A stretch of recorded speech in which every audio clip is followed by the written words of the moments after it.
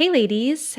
Welcome to episode 131. Mother's Day is just around the corner, so I thought this would be a great time to kind of talk about mom or your motherly figure and how her voice in your head can be still affecting you today.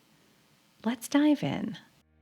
Welcome to the Health, Life, and More for Women podcast. This is a podcast for women who are ready to ditch diets, ditch the scale, and food guilt forever, and instead invite peace with food, body trust, and confidence in all of your choices. This show will shed some light on sneaky ways diet culture has infiltrated your thoughts, your family, and your well-being. I believe that no matter the episode, you'll walk away feeling informed, inspired, and encouraged. I'm your host, Jennifer D'Amato. I'm a certified intuitive eating counselor, coach, a mom of 4 daughters, a lover of all things pink, and I can't wait to dive into each and every episode with you. Let's dive in now. I want to be very clear first and foremost. This is not a mom bashing episode. This is not calling our mothers out on the carpet. I'm definitely not here to attack my own mother or judge her at all for any of the things that, have affected me when it comes to my health, how I feel about my body, how I feel about food, and, my own story with dieting. That's not what I'm here to do. I do want to bring attention to this, though. I do want to bring attention to that voice in our head that can be lingering from hearing our own mother.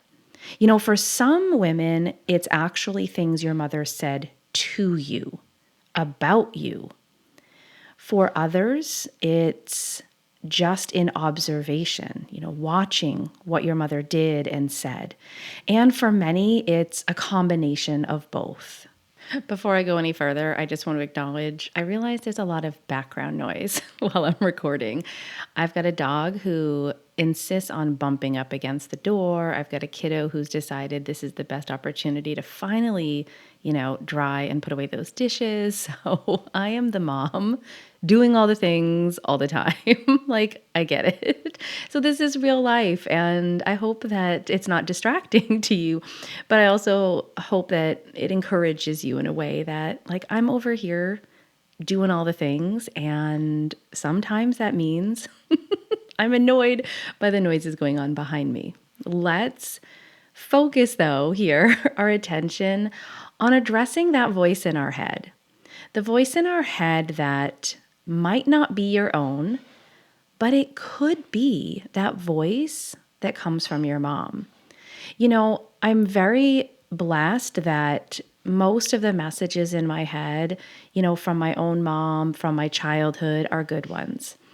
I never had a mom, and I'm so grateful because I work with clients all the time who have the opposite experience, but I never had the mom who told me I needed to lose weight. She didn't take me to Weight Watchers. She did Weight Watchers.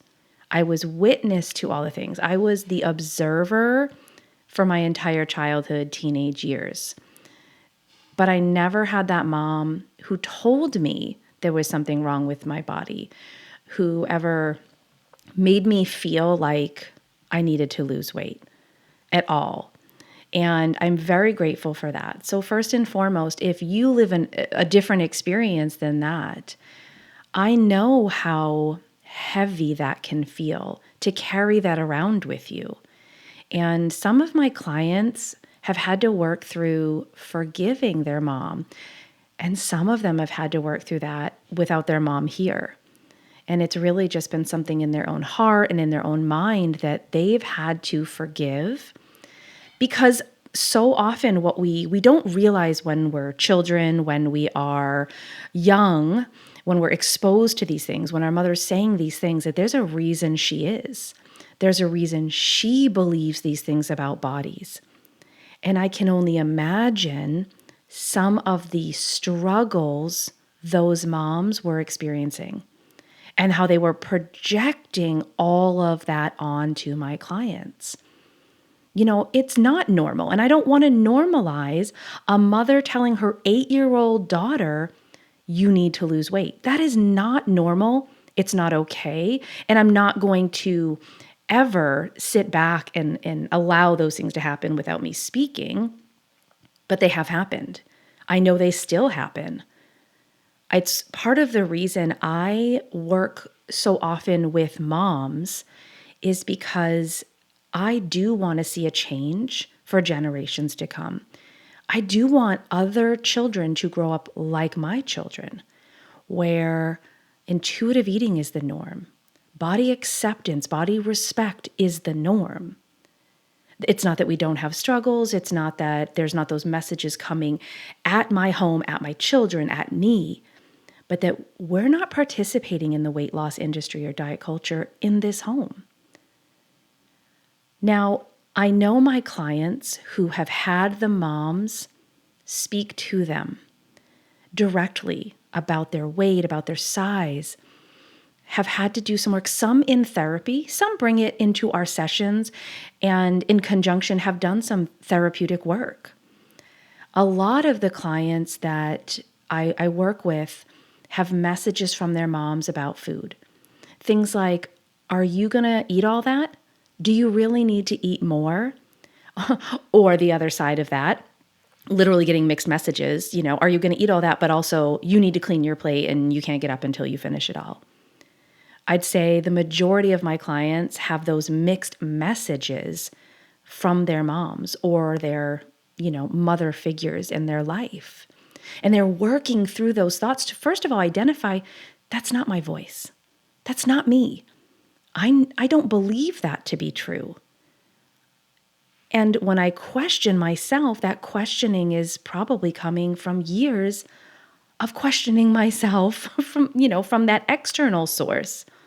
I thought I was full. I thought I was done, but mom says I'm not. I thought I was hungry and I actually didn't feel satisfied, so I went back for more. And I guess I'm questioning now, should I be doing that because it was questioned by mom? Again, it's not to attack mom. I'm not suggesting you call her up if you have that available to you and ream her out. I think we can take our same compassion we have for ourselves and extend it to our mom. Or for some, I know it's about setting boundaries because those moms, I've had clients, those moms are still interjecting their thoughts and opinions, their disordered eating onto, their daughters as adults. Sometimes it is about forgiveness, and that forgiveness happens maybe, but just in your own heart. Some need to go and extend that forgiveness, verbally and have that conversation. I think you can maybe recognize right now, what do you need when it comes to that voice in your head? If it's been spoken to you, about your food choices, about your body, what do you need? Is it the conversation? Is it the forgiveness? Is it setting boundaries? Is it just increasing compassion for she didn't know the harm she was doing? And if she really knew how this would have affected me, I'd like to think she wouldn't have said it. Now, like I said, I personally did not have that experience. I come from the experience of observation, and I know my two older kids kind of lived in that for a while, of course, because I was pursuing weight loss. I was dieting nonstop, back and forth, up and down, disordered eating. My older kids definitely were witness to that, just like I was. I, witnessed my mom on Weight Watchers more times than I can remember. I vaguely think there was some type of Slim Fast shake as well, which it's not surprising because come senior year, I've shared this here on the podcast, I was like, I'll just have a shake for, as long as I can handle not eating. And I started at 17 years old, senior year, saying, I should be able to just live off of a shake. I was wrong. I can't, you can't, we can't. But this was ingrained, that movement wasn't fun, movement wasn't enjoyable, and that there was always this striving in my observation, right, to get back to a smaller body. Oh, if I could just get back to before I had kids, if I could just get back to that high school weight, if I could just get back to when I was in my 20s. That's the observation that I grew up with. Now, your observation may be similar, having watched your mom diet, having watched your mom dislike exercise, even if she did it, have your mom express negative thoughts and beliefs about her body.